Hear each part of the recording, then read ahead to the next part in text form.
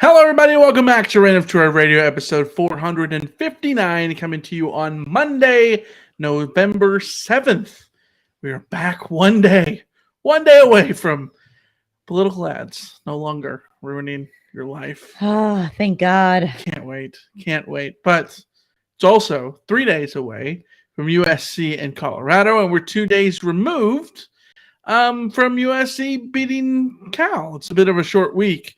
As the Trojans look forward to their 10th game of the season, looking for their 9th win. The Trojans currently 8-1 after beating Cal by a score of 41-35 over the weekend. We're going to look back at the game, open up the mailbag, talk about where the Trojans stand as of now, and so much more. As always, you can follow my co-host, Elisa Deratola, on Twitter at Penguin of Troy. You can follow me at MichaelCastFS. Look for the show over on Apple Podcasts, Stitcher, TuneIn, Overcast, wherever you can find a podcast.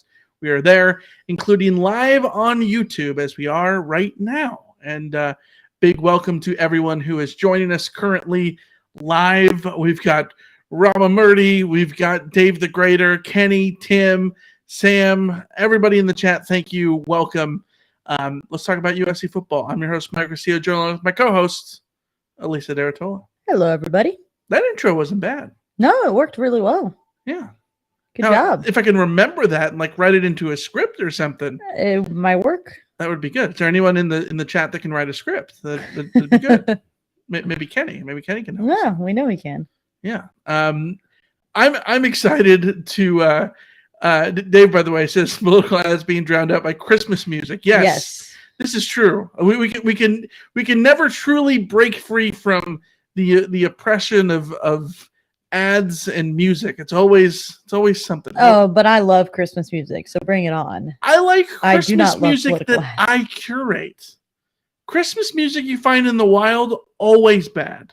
Well, that's not true. It's always the Christmas music you don't want to hear. The music you curate is always better than the music you find in the wild. Well, yes. But the music you find in the wild for Christmas music, it's all festive. It doesn't have to be your favorite stuff, but it's all festive and it's all good. I don't need to hear Mariah Carey's overrated song like 8 million times.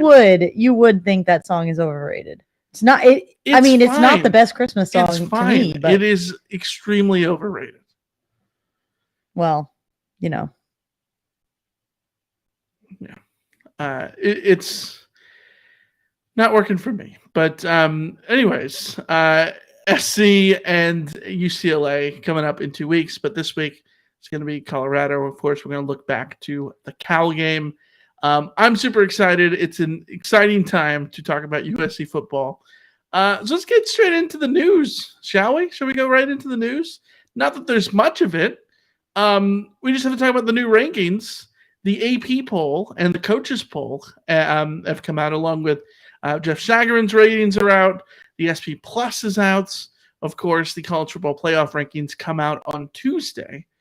The AP has USC currently 8th. Coaches have the Trojans 7th. Sagarin 14th. And SP Plus 16th. So in other words, the humans kind of high on USC. The metrics kind of low on USC comparably, which checks out if you look at the defense struggling the last couple of weeks. But of course, last 2 weeks, games in which the Trojans have been heavily favored, eked out an 8 and a 6-point win. So maybe it makes sense for now. Yeah, and the statistical rankings like Sagarin and SP Plus are always going to hurt USC more for that defensive rating, and SP Plus for that special teams rating too of 115th.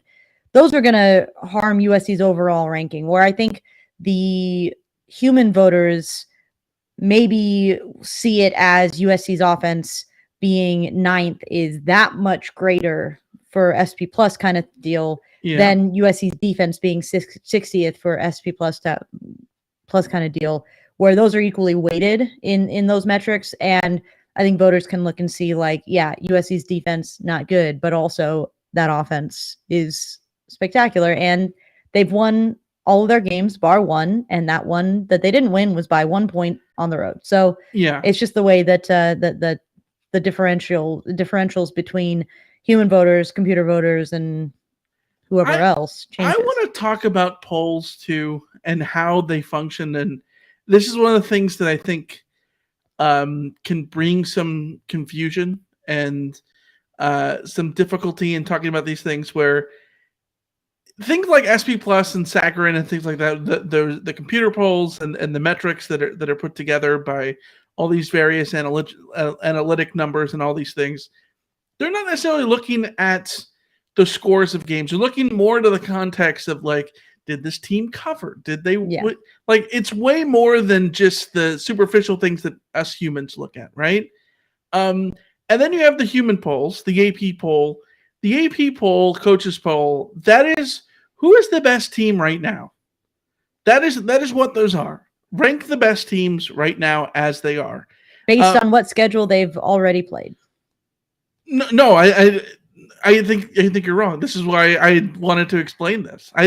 It's schedules come into play. Like, if you haven't played the game that you're probably going to lose, you're going to be ranked high. Well, yes. Or if you've already played the game that you lost, you're going to be ranked low. I think I saw somebody on Twitter make the point that this is how weird schedules are. If Notre Dame had lost to Clemson, had lost to Stanford this week, but beaten Clemson 3 weeks ago when they lost to Stanford, if you flip those results, they would not be, like, even close to being ranked right now. And it's just because there's recency bias. Sees them all collectively as the whole season. So there's recency bias for sure, but recency bias certainly dictated by when you lost, when you won, what your schedule looks like, and disregarding what your future schedule looks like often. But that's why I said that the human poll is who's the best team right now. Yeah. Who's the best team right now? And this is why theoretically, yeah. You have some problems with some voters put their AP poll as sort of a very predictive measurement or a very resume-centric measurement. And it's like, okay, but that's not what the AP poll is. The AP poll is who are the best teams right now, right? That's just the basic understanding of what the AP poll is. On Tuesday, the college football playoff comes out. I think we need to stop talking about it as if it's a poll, because it's not what it is. It's or practice. A ranking. It is it's practice for.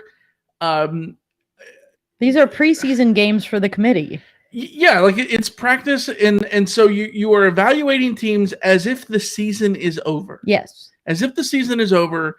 And only on the amount of stuff that you have.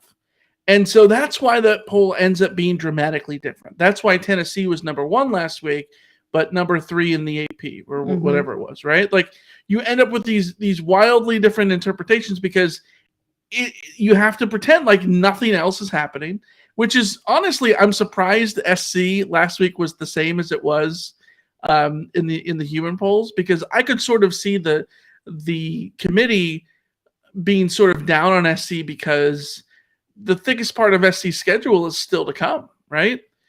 They still have to play UCLA on the road. Their hardest game of the season, certainly, at least by the metrics, by the polls, all those things. UCLA, assuming that they get by Arizona this week, is going to be ranked higher than Utah was. We'll see what the Vegas line is when we get there, but the hardest game of the season, followed by Notre Dame, who now is probably going to be a ranked team, right? Like 2 ranked games to finish out the year. If they get to the Pac-12 championship, another ranked game, potentially another top 10 game. The committee is looking at it as in if the season ended today, this is what it is. The AP poll is not if the season ended today, this is what it is, right? Like they're different. I don't know why I'm explaining this, but I feel the need. Well, because people misunderstand polls, and I think there was discussion on Twitter today that probably prompted this, that was sort of talking about, does USC's ranking right now matter? And I think you and I are both of the opinion that the ranking right now doesn't really matter whether USC is 9, 10, 8, or 7. Right. Because if USC beats UCLA and beats Notre Dame and obviously gets through Colorado, then their ranking will reflect those games. And if USC gets to the Pac-12 title game and beats the opponent in the Pac-12 title game, then their ranking will reflect those games. Those games are going to be more meaningful to what USC's ultimate ranking is than the games that have already passed. Yeah. So it's all about making sure that you're not falling down. Like USC, it would matter more if USC was down like with North Carolina and Tulane at 8-1 and 15 or 16. Yes, Right. then we can talk about, well, USC's being left behind the door there.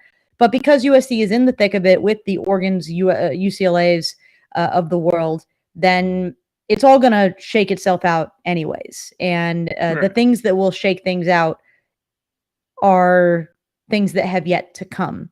To get back to one thing you said about the CFP committee, you being surprised they didn't maybe punish USC a little bit more for some of the shakier performances, certainly for the way the defense has looked. Well, less than the shaky performance, more so that USC doesn't have an impressive SC win. had one ranked win. Yeah, and that's gone last now. week, and that one's gone. Yeah. USC doesn't have the strength of wins. I think USC has a strength of loss, though. Yes. Because I think the committee can look at it and say, well, they've won 8 games, and the one loss that they had is literally by a single play.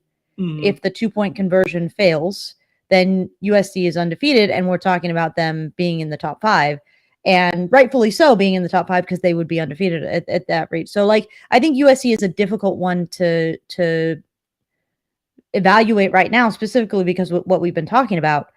The things that will tell us whether or not USC is a top 10 team haven't happened yet. Yeah, right. And I was thinking about this today. I was driving around running a couple of errands, and I'm like, the human polls came out yesterday. And like, can you imagine telling someone who didn't follow college football, okay, so the sport is dictated by these human standings that the humans construct. The humans make these standings. Some of them come out Sunday. We all look at those. Well, those don't mean anything, but then the ones that come out Tuesday do. I'm like, how would you explain it to someone who's never watched that, like, there's these different sets of polls and these matter and these don't? And the irony for me is I think the AP poll, like Dave in the chat says the only one that matters is the one that comes out tomorrow, meaning the college football playoff poll. For me, I don't care about that one. I care about the AP poll more than I care about the college football playoff one now. Of course, at the end of the season, that will not be the case. And yeah, Dave then says, and that one at the end of the season, the others are just entertainment. Yeah, that's the irony of this whole thing. Of like all these polls are just straight up, entertainment. But and you have to go into that's what college football is, right? These exist for funsies. The polls right now literally exist for funsies and for practice for the voters to figure out how they're going to continue to rank people through the season. The thing that I always wish people would take into account is every single one of these polls right now is incomplete. Right. Because not everyone has played each other yet. Not everyone has played the hardest part of their schedule. Some people have already done the hardest part of their schedule. Some people have done only the easy parts of their schedule. We don't know what the actual reality is because the schedule has not played out. Yeah. Malcolm in the chat says that the rank win was never won because Oregon State wasn't ranked when we beat them. Which this is one of the things that's still some BS. I get what you're saying, Malcolm. Yes, you are technically correct. It's always been my frustration. It shouldn't be that way. You have some people who look at it as in the ranking when the game happens is what matters, and that's what happens usually for stats. Like, against ranked teams, this team is undefeated, or so and so is 3-1 all time against ranked teams, or whatever. That is usually because the day of ranking, it's not there, and SC sort of loses that. But that's also not accurate. Like, we need to look at the context of both things, because like we talked about it before. Let's say that 2007 Oregon, I've brought this up multiple times. 2007 Oregon, when they're number 2 in the country, is a completely different beast in early November than late November when they're unranked without Dennis Dixon. Mm-hmm. Right?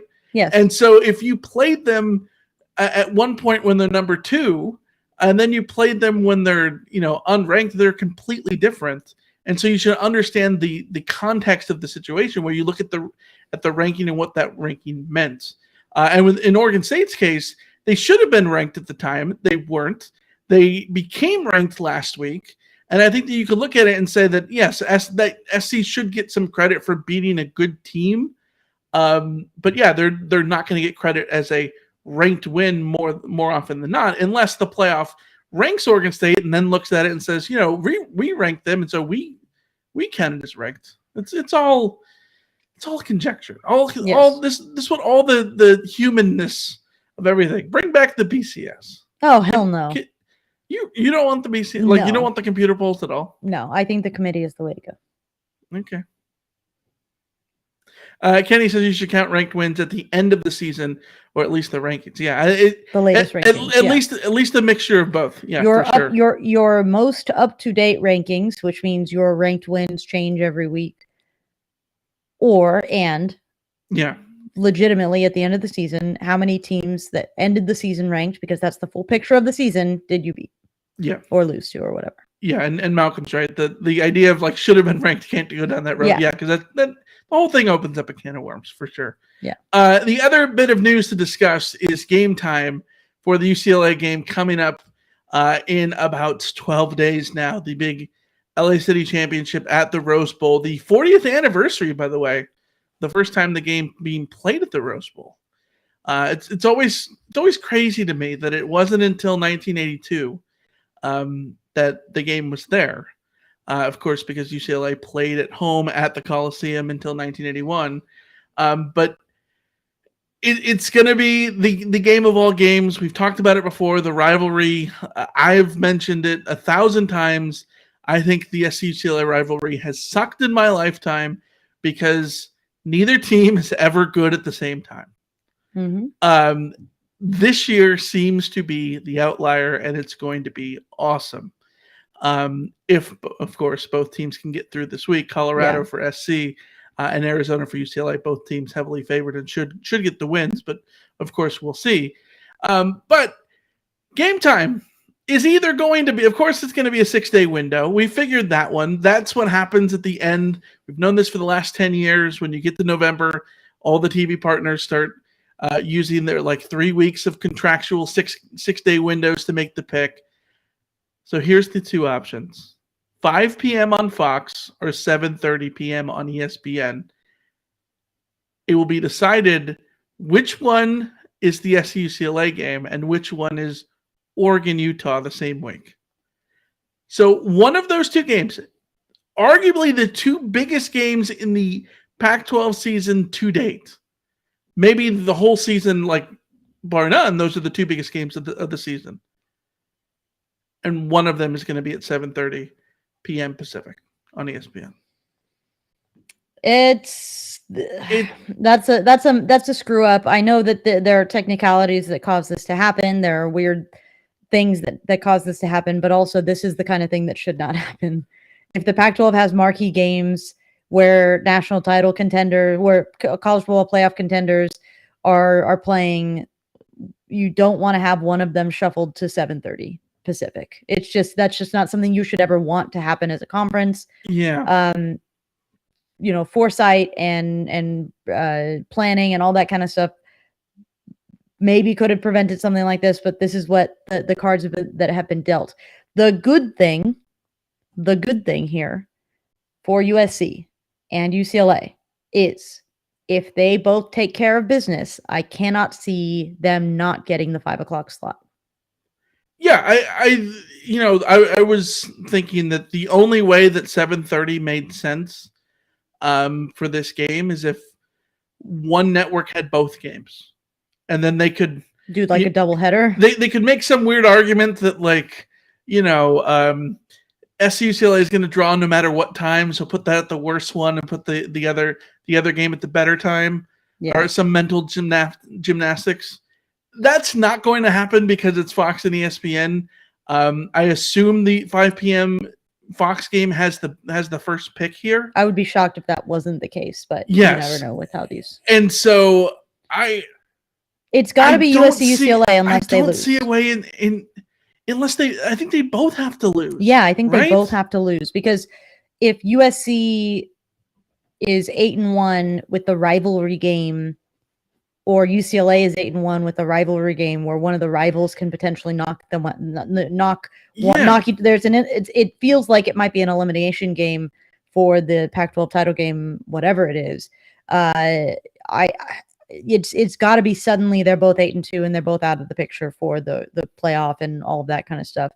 Yeah, because in that sense, then the Oregon-Utah game becomes a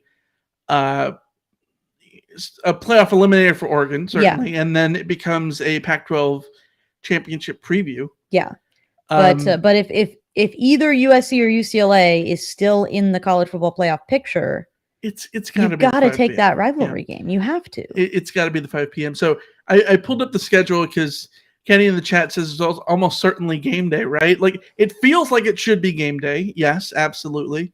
Kenny also says maybe big noon kickoff. So here's the interesting thing.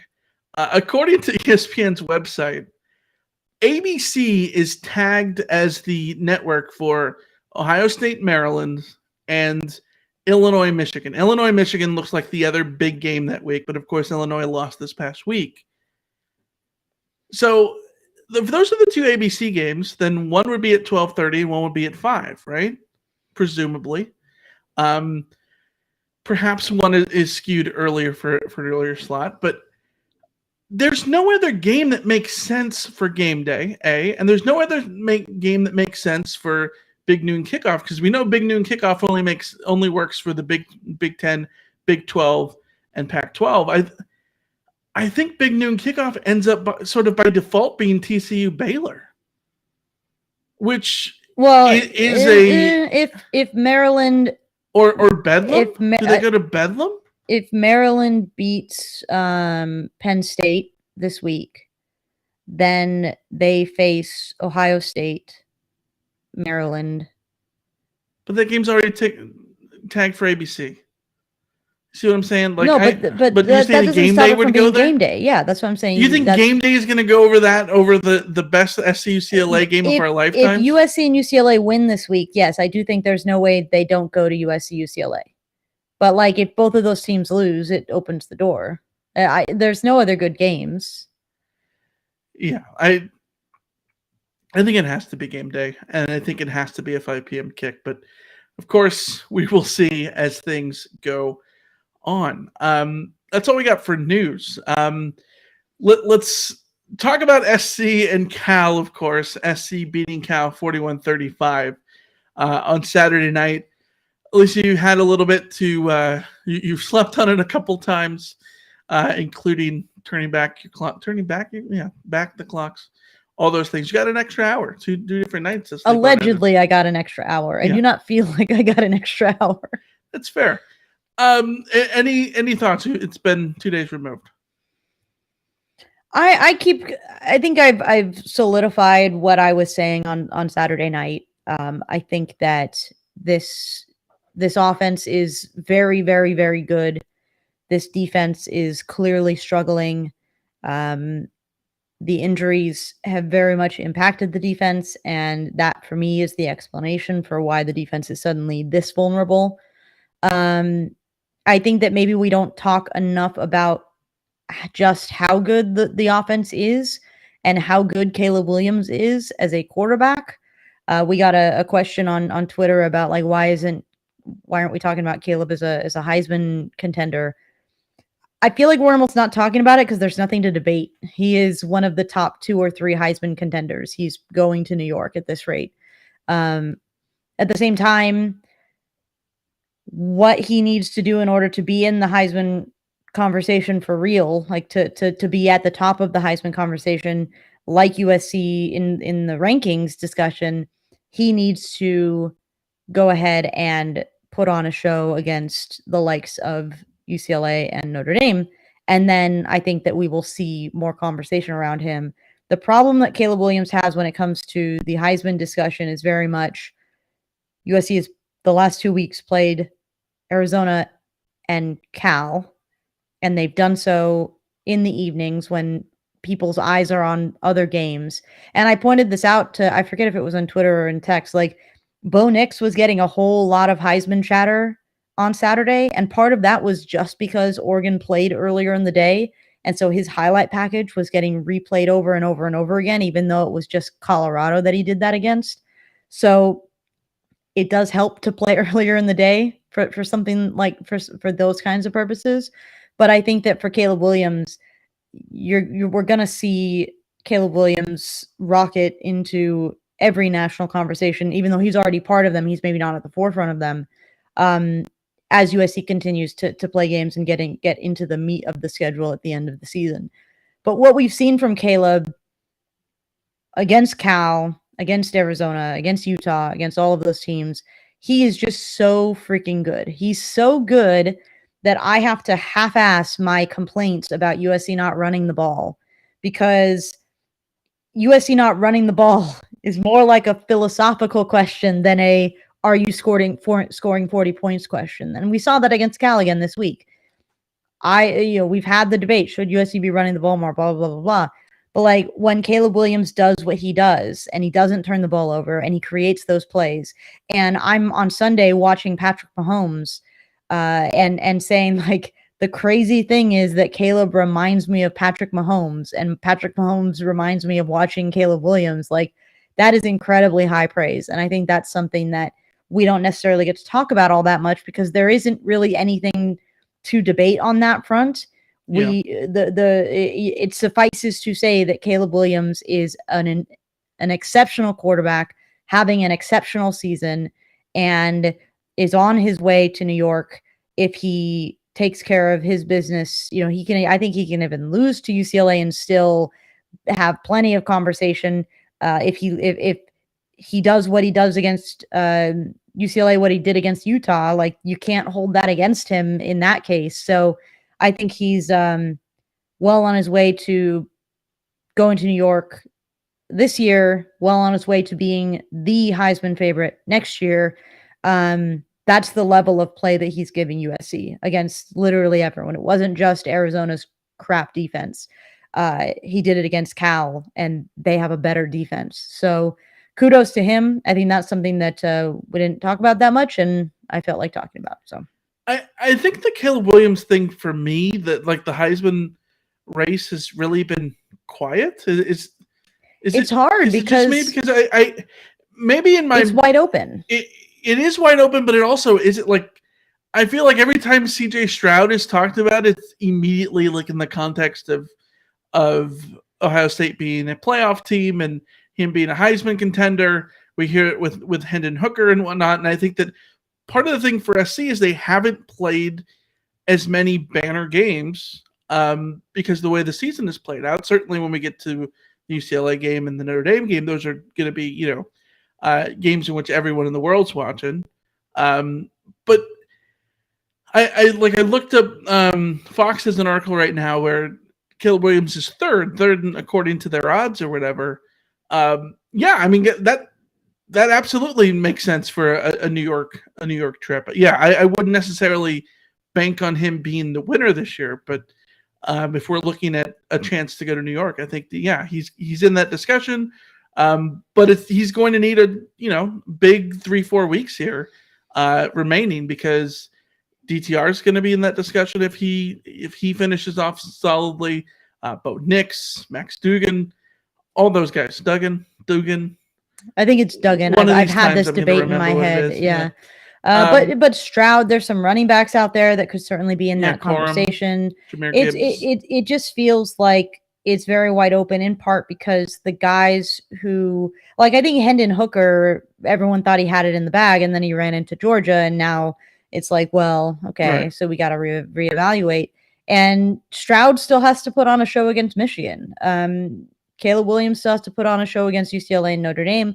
DTR can get the Bo Nix treatment that everyone's giving him by putting on a show in the next few weeks if he gets a national window to do it in. So part of the problem is that every clear front runner is still vulnerable, or has been vulnerable, or could be overtaken at some point. Mm-hmm. The Heisman should be decided in the final weeks of November usually. Yeah. And that's exactly what we're set up for. Well, you go back and look at the famous guys who were solidified as Heisman winners, and it didn't happen, right? Geno Smith, Well, yeah, the guys who in the first month of the season go off, and Leonard Fournette. I think of those guys who had it in the bag and didn't. Tua had an incredible first couple of months and ultimately didn't win it. So that could happen for Caleb Williams. He's off to an incredible start, or it could be that he just continues to ramp up and solidifies himself as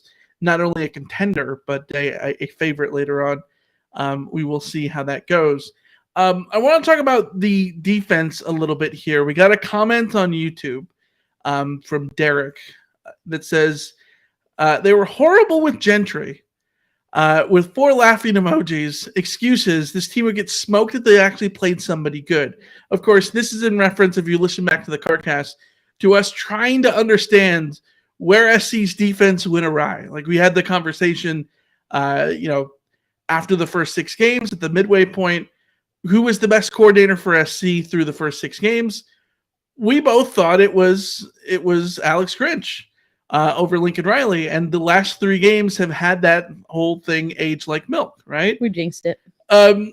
SC's offense has looked incredible the last 3 weeks, and the defense has been utter garbage. So I looked it up, and the I was trying to figure out some numbers here to try to understand, is this just about did my brain get warped to thinking that the defense was good through the first 6 games, or at least acceptable or decent, whatever word you want to use? So I extrapolated some stats through the first 6. I took the first 6 games and the last 3 games, broke those down separately. Yes, Eric Gentry played the first 6 games. In the last 3 games, he's been injured. We can talk about it being Eric Gentry or not. That's irrelevant. The fact is, there's a clear divide between the first 6 games and the last 3 games since the bye week, really. So, in the first 6 games, SC's opponents scored 1.87 points per drive. 1.87. They gained 5.46 yards per play. Now let's compare that to the last 3 games. Points per drive from USC's opponents, 3.48. Nearly double. They're now gaining 7.19 yards per play. Yikes. Yeah, that's more than 1.5 yards per play that they are gaining more in the second half of the season versus the first half. The last 3 games versus the first 6. It is incredible the difference here.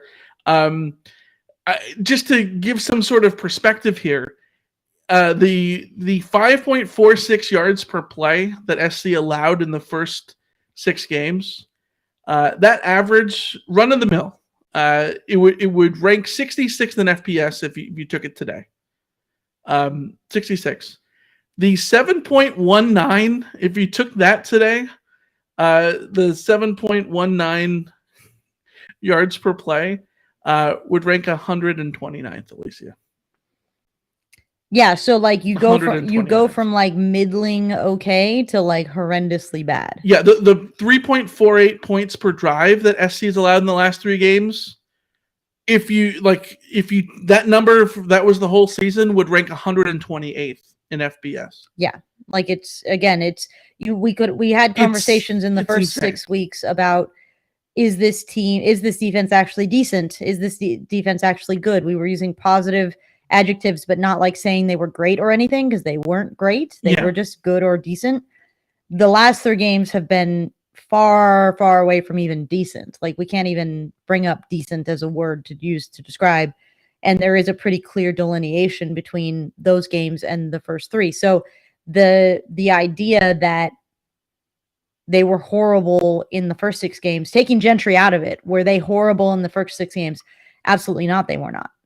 No, and they flat out weren't. No, and so the first thought I had was, where is the issue here? And really, it comes down to yards per pass. The SC is better against the run in the last 3 games. albeit negligible. They allowed 4.58 yards per rush in the first half, the first 6 games. Last 3, it's 4.44. Close enough. Don't worry about it. But it's in the pass. SC is allowing 8.84 yards per pass, which is just atrocious compared to 6.41 in the first half. And so one of the questions that you could be thinking is, has USC just faced better passing attacks the last 3 weeks? But they faced better offenses. The answer, no. I looked at it. There's not an uptick in pass defense difficulty. When I wrote this down in the notes. When you take the USC game out of every opponent's season averages, so all 9 opponents, you take their season averages for all of the metrics. If you take the USC game out, the first 6 opponents average more yards per pass, 7.78, than the last 3 opponents, 7.68. And yet, the first 6 opponents gained 1.37 fewer yards per pass attempt versus the Trojans than they did in the rest of their games. SC was holding them 1.37 fewer yards below their average. Yes. In pass defense. So clearly SC was getting the better of them in pass coverage. The last 3 games, it's absurd. Like, it's the complete opposite.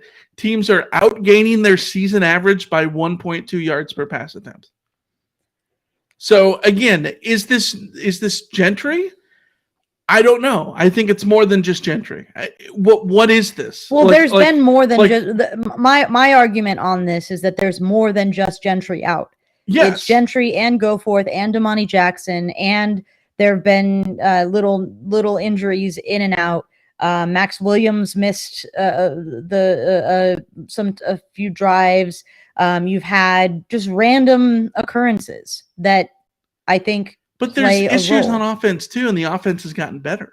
Yes, because the offense is that much deeper. Like, the offense it doesn't even like compute the difference between those two. So I think that the injuries, to me, it's not happenstance that this happens when the injury bug hits USC's defense, because that is what happened in the last 3 games.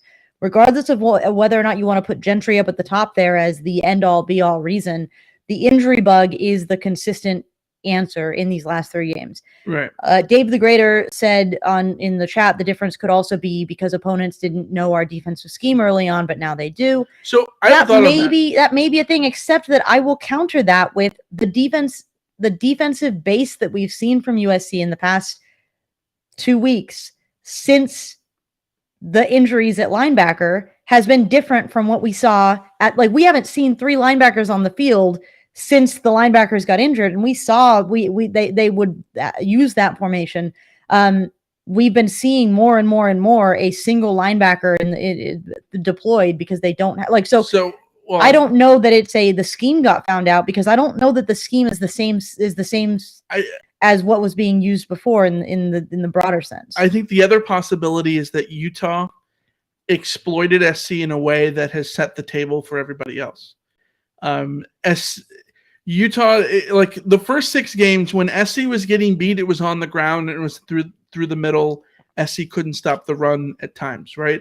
And you look at it, and Fresno State 5.13 yards per carry, Oregon State 4.94, Stanford 4.91, Washington State was almost at 5 yards per rush, right?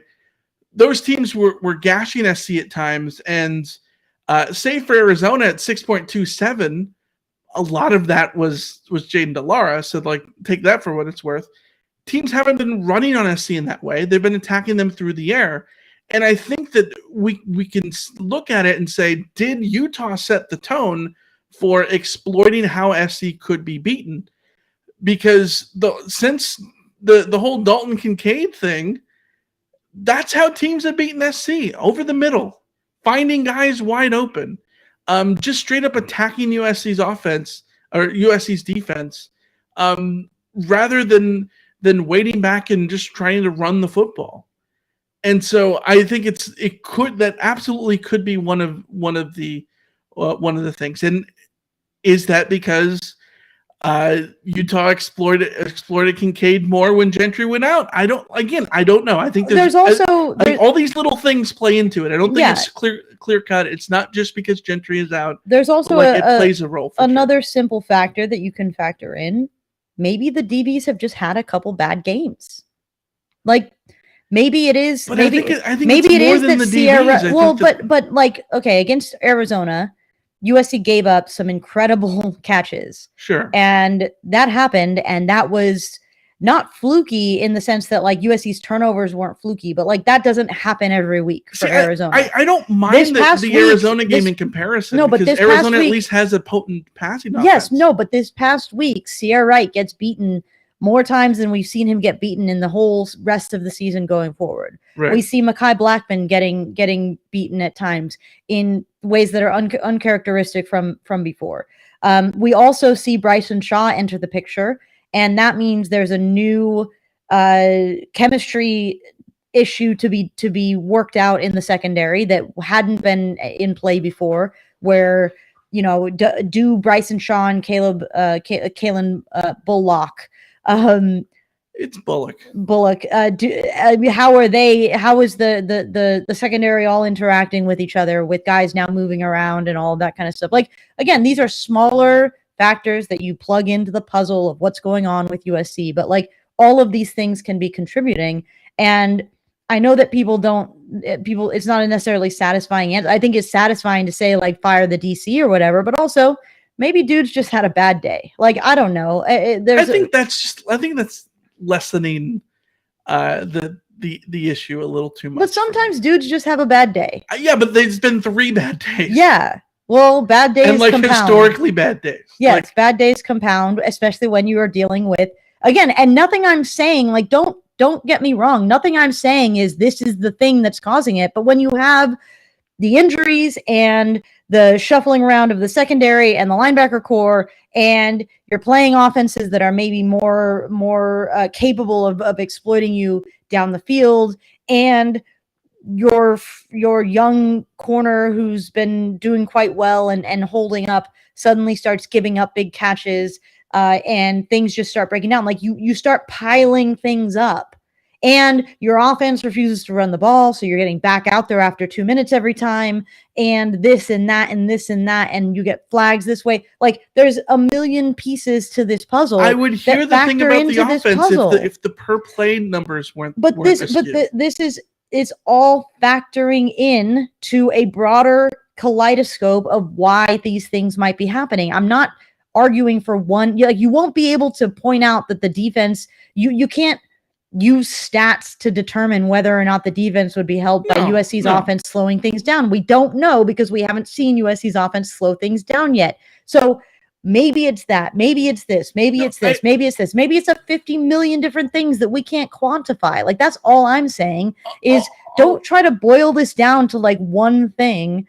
To me, the biggest of the one things is Eric Gentry, but that's a piece of a larger puzzle that is contributing to the really the really difficult situations. And Malcolm in the chat, who is our number one Sierra Wright defender, says he gave up one explosive catch and everyone acts like he got burned 5 times. He had 2 pass interference penalties. We haven't seen him commit those kinds of penalties at that level in several games. All of the DBs, Mekhi Blackman has given up a big passing play or 2 more in the past few weeks than we saw from him in the first few weeks. We haven't had Damani Jackson out there as a potential other option for those guys. Maybe they are getting burned out because they're out there more often than they were before. I don't know.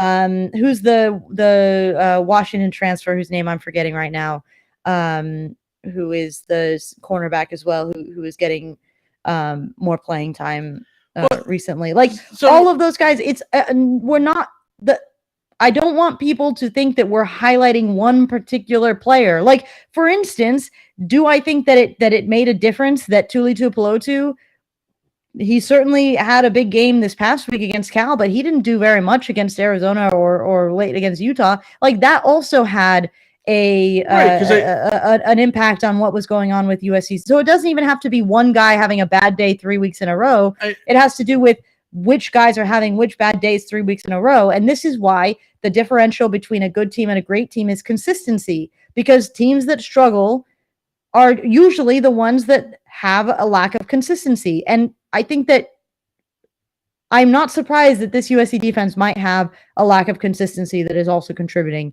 to this issue, because they can't keep things at the same level for 12 weeks in a season. You're talking in generalities here. I think for me, the whole point is to go back to the comment that we got from the CarCast was they were horrible with Gentry, and this whole thing is an excuse. Is that no? There's a clear delineation between the first 6 games and the last 3. Yes, the stats very much show that. Confidence might also be at play here. Like, I don't get mad at me for generalities when that's all we have to work with. Like, I think for me that it's about the clear delineation between those 3 more than anything.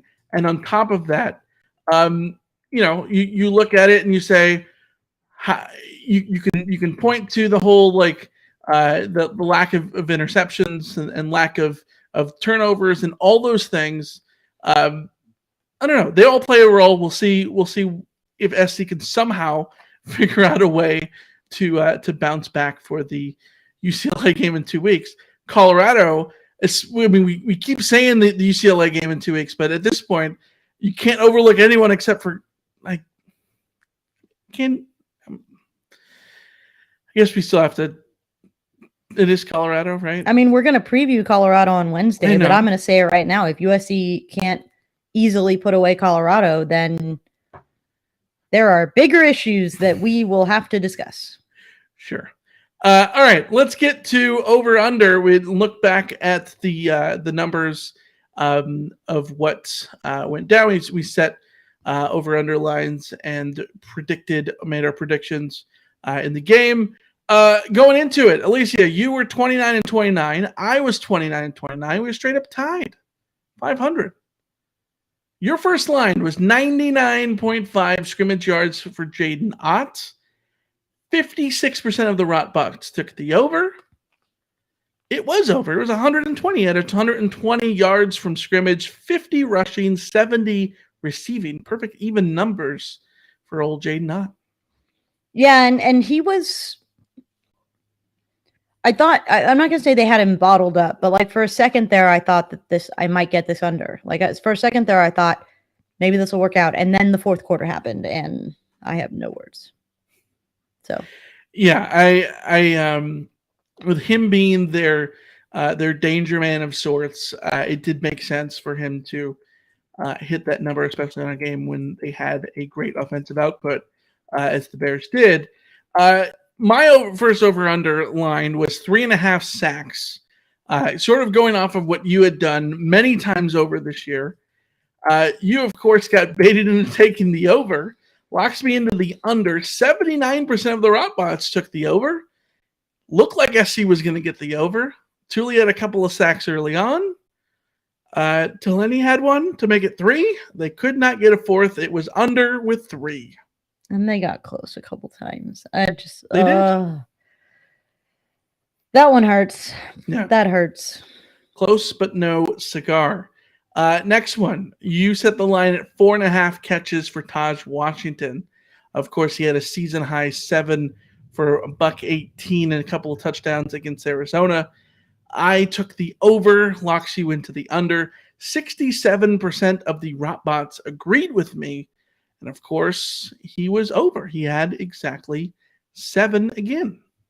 Yeah, this question was not just about what Taj Washington would do. It was really would Jordan Addison and Mario Williams play? And the answer is no. And so that over was a very good pick for you. Yeah, another 7 catches, 112 yards and a touchdown. Nearly identical numbers to the Arizona game, except he had 2 TDs against the Cats, only 1 against the Bears. For me, my next one was 399.5 Caleb Williams passing yards. Of course, he had a season high 411 at Arizona the week before. In my little notes here, Cal's pass defense is atrocious.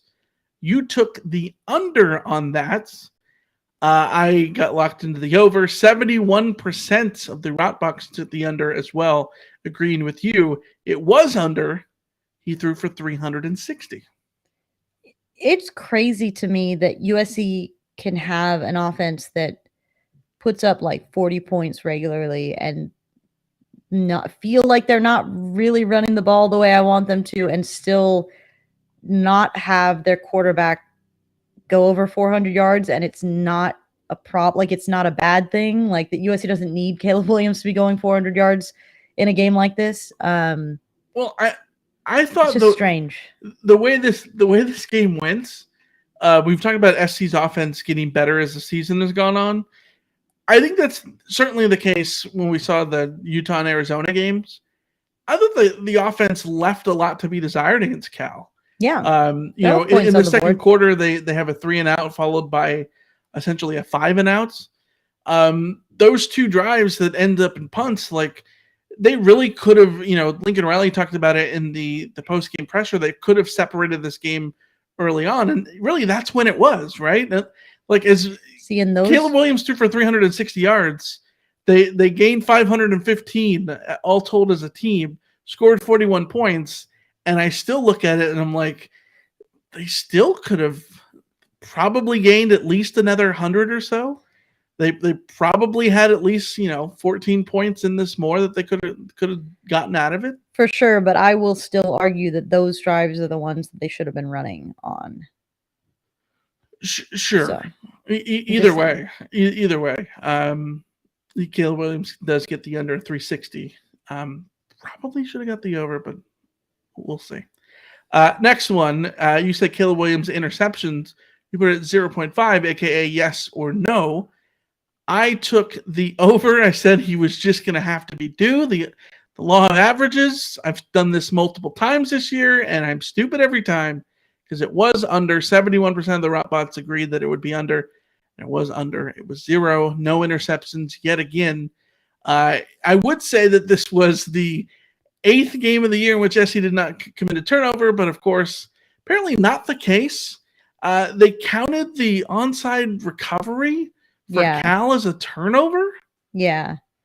What? I don't know the ins and outs of how they determine some of these stats. I've never heard of that in my life before.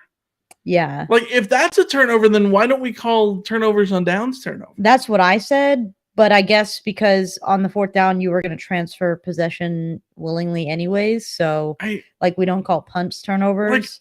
I get the point, because the question there is just field position as opposed to actual gaining a possession, which is I get that it's a stolen possession, right? Yeah.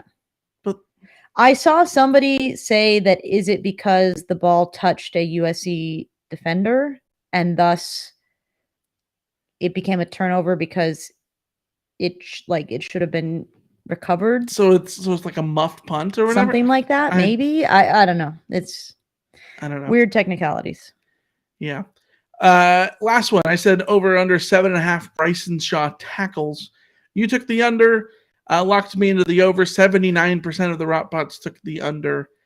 It was over. He had 11. He had a billion tackles. He was sort of the last man of defense. And when your safety is the 11 tackle guy, a lot of times that's a bad thing. And in this case, it was a bad thing. Yeah, this was my bad for not recognizing that USC does not have linebackers on their squad, and that, yes, of course, the safeties were going to have all the tackles. Yeah.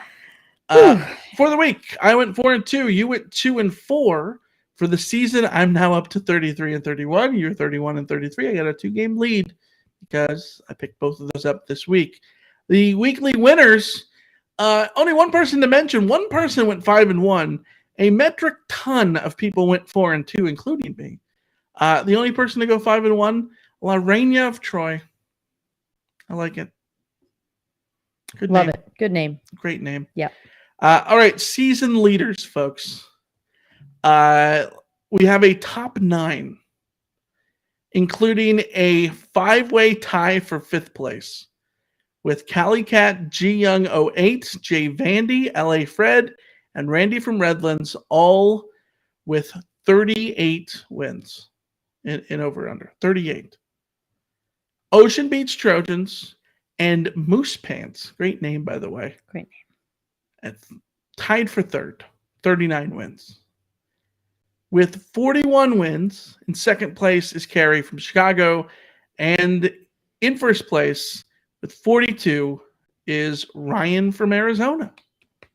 Big shout out to Ryan. Good job, Ryan. I'm impressed. So that's where it stands for now. We're still, of course, 3, potentially 4, 5 games left. We'll see how that all comes to be. So keep an eye on those going forward. Game predictions, of course, you said SC would win 42-28. I said 52-24. It was 41-35. Cal scored more, and SC scored less than we thought.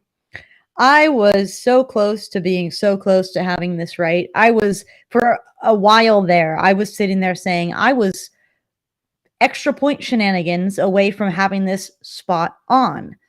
And then Cal did a thing. So Cal did a thing indeed. All right, let's get to the mailbag. We got a bunch of questions. We got emails. We also got questions here in the chat live on YouTube. If you're watching us, throw a question in there. But first, you have to like the video. Like the video. We'll wait for 1 second. Just hit the like, hit the subscribe. Yeah. Hit the share. Yeah. Send it to all your things. friends. All your friends, including but the friends who actually click on the things. Not like the friends that you send TikTok to and they don't want the TikToks. Don't send it to them. Send it to the ones who do you send TikToks to that they don't watch the TikToks? I always wonder. When people don't comment on the TikToks you send, you gotta wonder. You gotta wonder. I assume that if somebody is sending me TikToks, that they have seen the TikToks that I'm sending, because now there's like a mutual agreement that we are TikTok senders to each other. And there's only really 3 people. Like, I send TikToks to you. I send TikToks to my brother, Joaquin. I send TikToks to my brother, Andy. And occasionally I send TikToks to our friend Marisol. Yeah. And there is mutual sharing of TikToks. I don't share TikToks to people who don't share them with me. So, like, there's an implication that we are all watching the TikToks we're sending. Yeah. I could go on for days talking about TikTok on the podcast, but I'm not. Let's go to an email we got from Mike. Hey, dear Rods, I get this is year 1 of the rebuild, but you can't tell me the talent on Cal's offense is so much superior to the talent on USC's offense. Defense. Even USC's defense, even without Eric Gentry and Raylan Goforth, there's no way that Jack or Jake for Alicia Plummer should be racking up 400 yards. I'm not ready to make any final proclamations, but the fact that the offenses have had much less talent than ours, our defense keeps gashing us, is a major red flag. Mike from Colorado. Yes, I'm right there with you. I think that this is why the Arizona game, I worry way less about what it means versus the Cal game, because we knew Arizona had a high octane offense that could score points.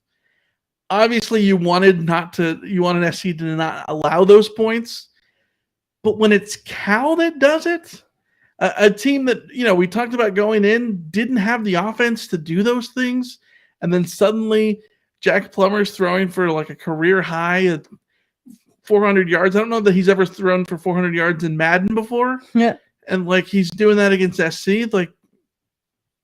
That's a problem. It's absolutely a problem. It's huge red flags. It's big issues that I think that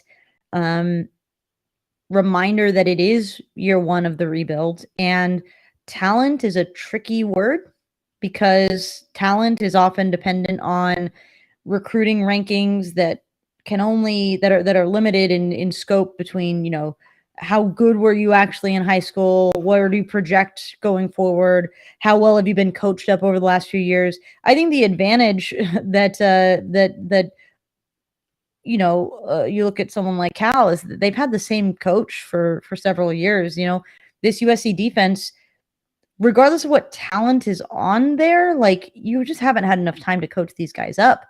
And that's assuming that Grinch and the staff are good coaches who can coach up defenses. And the jury might still be out on them as far as their ability to have a success at USC on that front. But, like, it is so early. The time that they've had with these guys, the guys that they have available, like, talent's a tricky word on that front for me. It's a lot of moving pieces, and you can't shove this under the rug and say it's not a problem. It's absolutely a problem. Yeah. You also have to move forward with what you have and what you know, and evaluate from there, because there's nothing we can do about this defense this year. And I can tell you this much: firing the defensive coordinator and starting rebuilding from year one next year is not the solution. So our solution here is to sit here and hope that they can get this together and get the personnel that they need to rise up. Yeah. So plenty of time to make the changes. And if you do end up, if the defense does end up channeling those first 6 games against those bigger opponents, everyone will forget the 3-game blip. But if the 3-game blip becomes the remainder of the season, everyone surely will remember that. So Rammer Murray says, question, looking into the crystal ball, what bowl game do we end up making? I never like bowl projections because they're so complicated relative to what everyone else has done. So if I have predicted that USC will lose to UCLA but beat Notre Dame, if USC loses to UCLA, that we assume they're not going to the Pac-12 title game. Sure. So they'll be 10-2, and I don't know where that leaves them relative bowl tie-ins. So I think there's a very decent chance that they could go, if they go 10-2 and don't make the Pac-12 championship game. I could see a world in which they go to like one of the January 6 bowls. But it's going to be dependent on how all the rankings sort out, and also right? what the other teams in the Pac-12 do too. Because if UCLA and Oregon win out to the Pac-12 title game, and one of them loses to the other, then your bowl shift changes, as opposed to what happens if Utah beats Oregon this weekend, and then what happens if UCLA loses to a 2-loss Utah team, and then you've got like 2-loss Pac-12 teams all left and right, and then things fall in an even more difficult place. I just think it's still too early to even predict. I agree with you that if things play out the way I think, at 10-2, USC is probably in a New Year's 6 bowl. I just couldn't tell you necessarily which one of them it would be, because there's so many other dominoes that need to fall.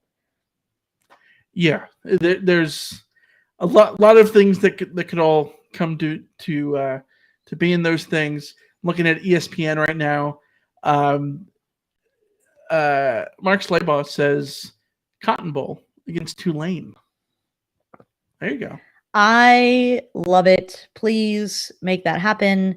You can exercise some Cotton Bowl demons, and I think that if you want to end your season on a high note, Cotton Bowl against a team like Tulane, where USC will have a clear talent advantage. Yeah. Not saying that USC will definitely beat Tulane, but Tulane would be amped up for that would be. But USC should still have an opportunity there to get out with a fun, positive ending to the season. Yeah, I think the worst case scenario for SC, besides tumbling down to the Holiday Bowl, the worst case scenario I think is the Alamo Bowl, because it's just I don't think there's any shame in going to the Alamo Bowl. SC has so many things going for them right now. If they end up in the Alamo Bowl, it's going to feel disappointing. Is the Vegas Bowl a higher tie-in yet? I because that would be really fun. It would be. Even if it meant sort of a little bit of a step down from. Yeah, I need to reacquaint myself with all the bowls again. It's hard to keep track. It's always changing. Dave the Grader says, is there a scenario where SC plays UCLA again in Vegas? Yes, I think that the most realistic scenario of that is Oregon getting cannibalized by the Pac-12. Utah beats Oregon, and then Utah loses to Colorado. Well, no. No, Utah. How does that? Who? That's difficult. The problem right now is Utah. Yeah. Oregon beats Utah. Oregon beats Utah. Loses to Oregon State. It's tiebreaker. It's because the tiebreaker. I think it. Actually, at this point, I don't know. It's going to end up with some weird tiebreaker, if so. But the most realistic scenario for me on that thing is that Oregon has and I don't say no. I say realistic scenario more so. I mean, than right now we're talking about if SC wins out and plays Oregon, right? Wait! I'm getting ahead of myself. Oregon plays Washington this week. Yeah. So Oregon, there's chances for Oregon to fall out. Oregon loses. Oregon has a tough schedule. Oregon loses to Washington and Utah. No, Oregon loses to Washington and Oregon State, and then beats Utah. Yes. And then Utah then has 2 losses. Yes, and then USC. And then there's a 3-way tie with 2 losses between SC. I don't know either. It would be convoluted. I think there's an easier chance for Oregon getting out of it because they have a difficult schedule their last 3 games are brutal. Washington is absolutely capable of hanging around in a shootout and playing with Oregon. They go on the road to Corvallis. They play Utah at home. If Oregon gets through, they will have absolutely earned it. But yeah, it's. I mean, the clearest path for that is for Oregon to lose all 3 of their last games, and then for Utah to lose to SC needed to have beaten Utah to. Yeah. That's so is it technically possible? Yes, it is. If both of these teams lose out and Utah beats Oregon, then yes, they would that would leave USC. But even still, I don't know how they. This is a very bad mailbag. We don't know the perfect. No, because in that case, Oregon and Utah would both have 3 losses in conference. Well, no, Utah would still have to lose. Their first loss was Florida. It's out of conference. No, Utah loses to Stanford and Colorado. Yeah, they're not losing to Stanford. No, they're not. I didn't say it was likely. I said it was possible.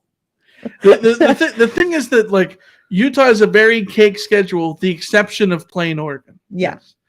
Which makes it very difficult for them to get to 3 losses. Then again, Stanford beat Notre Dame, so who the heck knows what anything is? Who knows? A Courtman 17 says, "Take it or leave it. Caleb goes to New York, but isn't a Pac-12 first team all selection." I could see that. We talked about it before. I think on the CarCast. DTR. I think the Pac-12 first teamer is going to be a coin flip between Nick's DTR and Caleb Williams at this point. They are all playing at first team all conference level. Yeah. I don't know. It's going to be decided in the last 3 weeks for sure. Yeah. I would rather have Caleb Williams in New York, to be honest. Yeah, I think so. I think those are the things you remember more than they. Well, especially because Lincoln Riley, his reputation. He can use that as a. Yeah, he wants to be able to say, "I put another guy in New York." Yeah.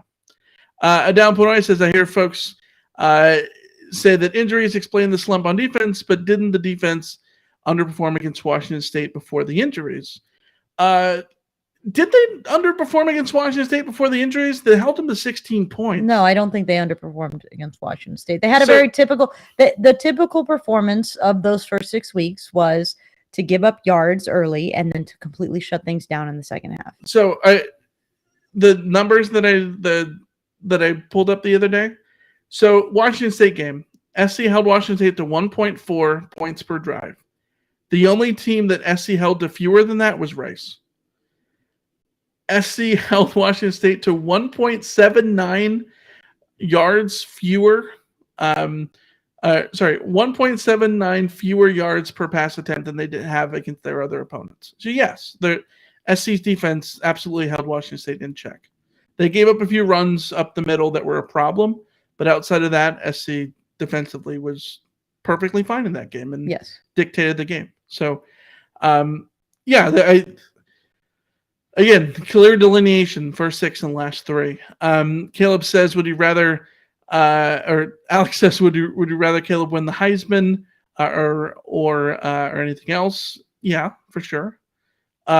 Josh says, why, if Lincoln Riley is such an offensive guru, should he not know when to run the ball over dink and dunk? Lane Kiffin's dink and dunk like Lane Kiffin, etc., with screens and bubble plays. I don't.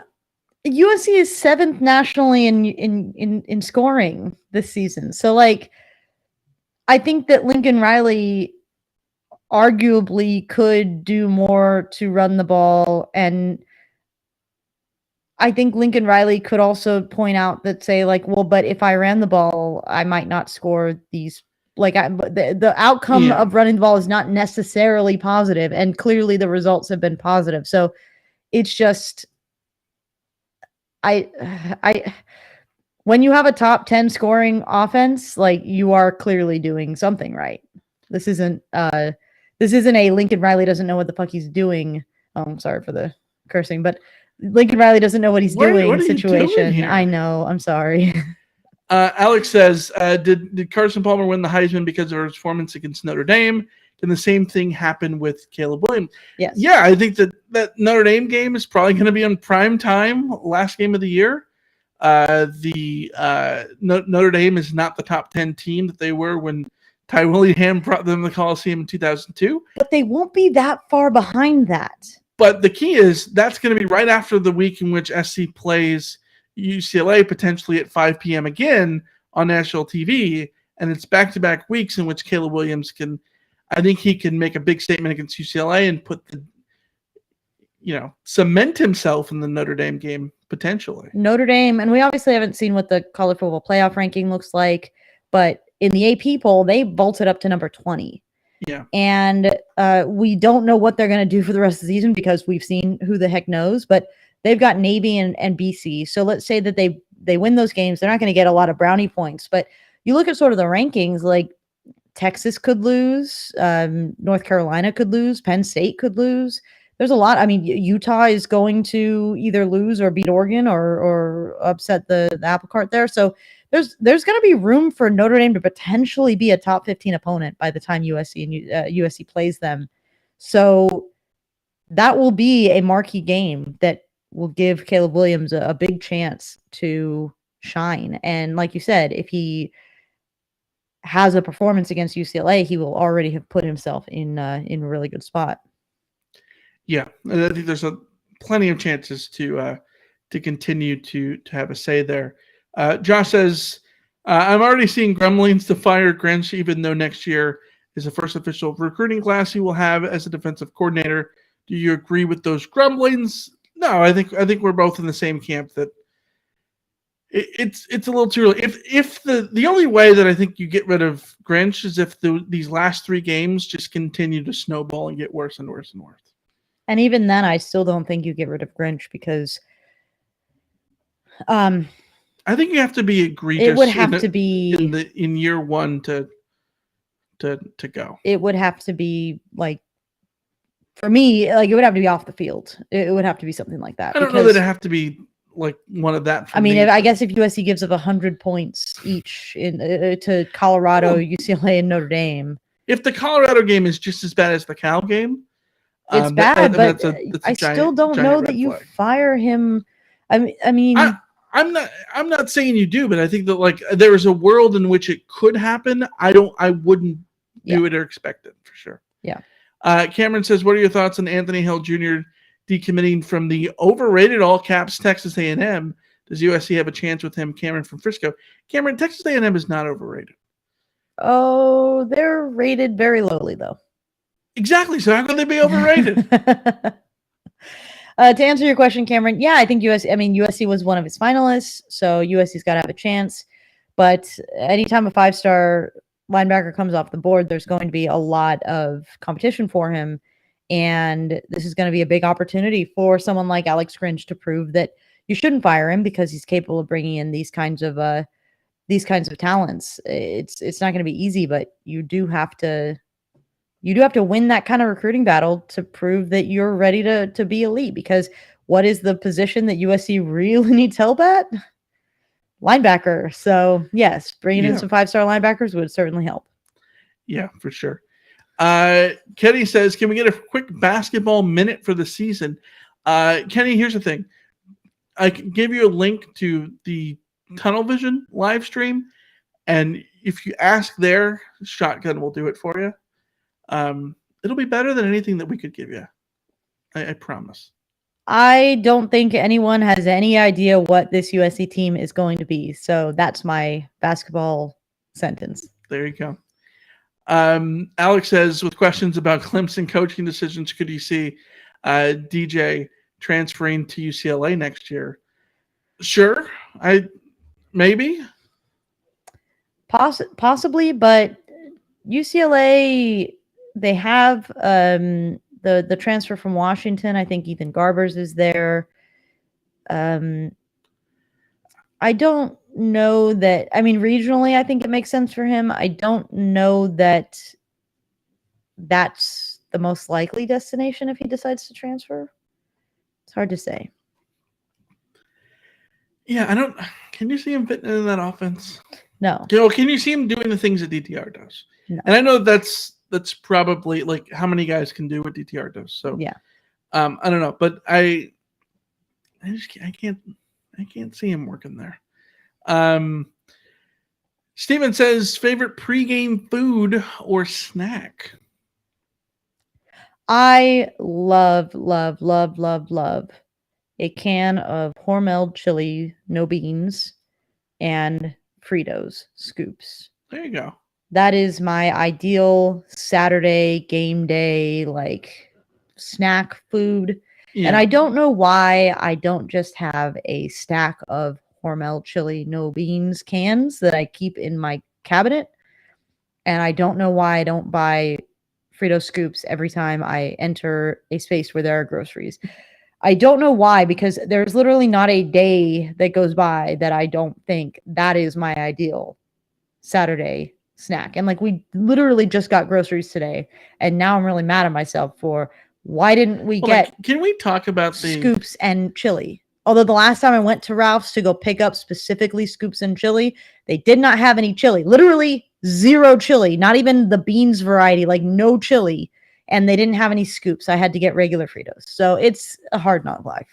Folks, I'm going to give you a little inside the Rott household. Some details. Now, how grocery shopping works. Grocery shopping works in I make an online order and then go pick it up. Mm-hmm. Curbside pickup. It's the greatest thing in the world. Never have to go in the store. Never have to talk to a person. This strategy is very good for introverts and socially awkward people like you and I who don't like to go into stores.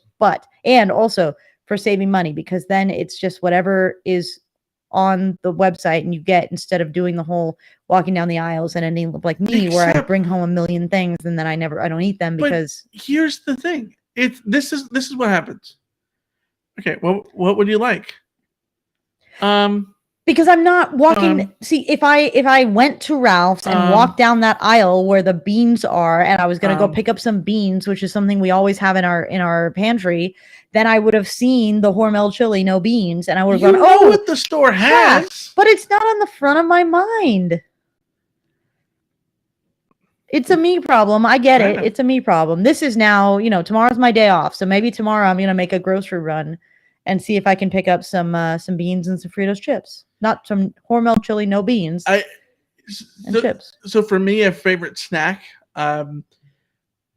like me some bean dip, some nacho cheese. Mm-hmm. Big fan. The other thing with give me some sour cream and cheddar Ruffles. Regular Ruffles, absolute. Don't trash. Say it. Oh, regular Ruffles are trash. Why? Because Wavy Lays are extremely superior. No, regular Ruffles are amazing, especially with some ranch. Cheddar sour cream Ruffles, wonderful. They're very good. Wonderful. Let's go to Dave the Grader. What's the best soft drink? You're just gonna say like Coke Heavy? Well, this is the debate I'm now having internally. Like, okay, the best in terms of always available and good, regular Coke. If I am at a freestyle machine and get to choose anything, like I will go with the vanilla Coke. But also, my brother bought a bunch of cans of Pepsi Nitro, which is like the Pepsi cans that are like the Guinness cans where they have like the little nitrogen injector thing in them. And I am in love. I like those. That is like beautiful. I love it. I want more of that. So like right now, if you had asked me, it's that. It's Nitro Pepsi. Like, wow. Jeez. The answer, of course, on best soft drink is, how am I getting it? Is it out of a can? Is it out of a 2-liter bottle? Is it out of a tap? If it's out of a tap, where are we at?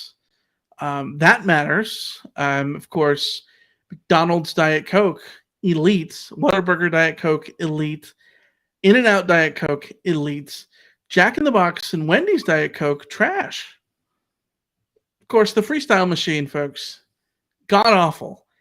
The worst invention of all time because it doesn't give you the purity, the sanctity of a beverage, because everything has this like funk of every other flavor, which might be good if you want like an orange Fanta and then you get a hint of cherry something. Which I like.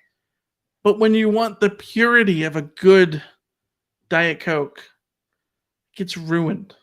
The real answer is Diet Coke from a tap, from a fountain, and Diet Pepsi from a 2-liter bottle. That's the best soft drink there is. Of course, if we're talking like I'm having a soft drink with like no other food or anything else, and just randomly having a soft drink, give me a grape soda, baby. Love me a grape soda. I mean, big fan. Really? So yeah, that's last question we got from Dave the Greater. Bought a big bag of mixed candy for Halloween. Pulled out all of the 100 grand bars for myself. Do you do the same? So it's funny you mentioned this because we got an email about 100 grand bars. This comes from Guy. It says, "Dear Michael and Alicia, I cannot fathom your pouncing upon the venerable Baby Ruth candy bar.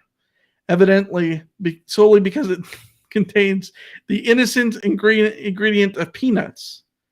That's right, peanuts. Terrible. Nuts don't belong in your mouth, folks. However, Guy continues, "I concur with your panning those awful coconut flavored things, which my wife is crazy enough to love. Those Peter Paul almond joys or whatever. Yet the outrage of outrages, I had 100% expected Michael to tear candy corn a new you-know-what as the most disgusting Halloween staple.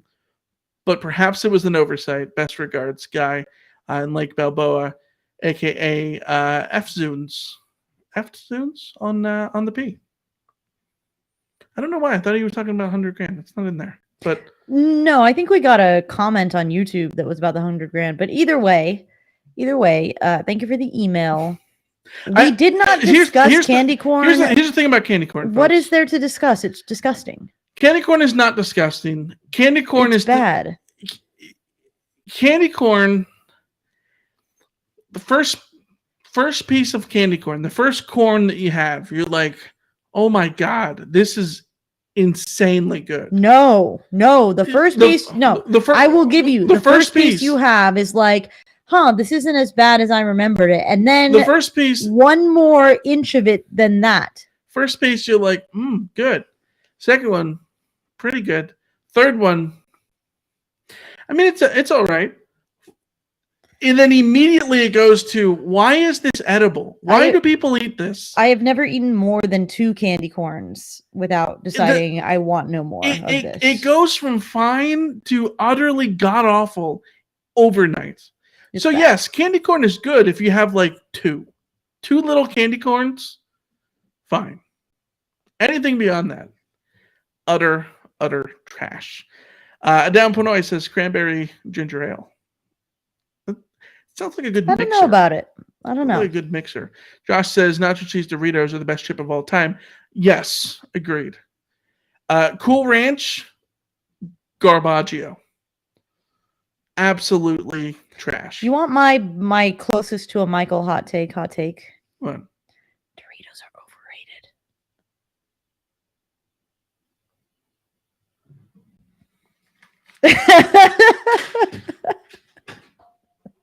overrated.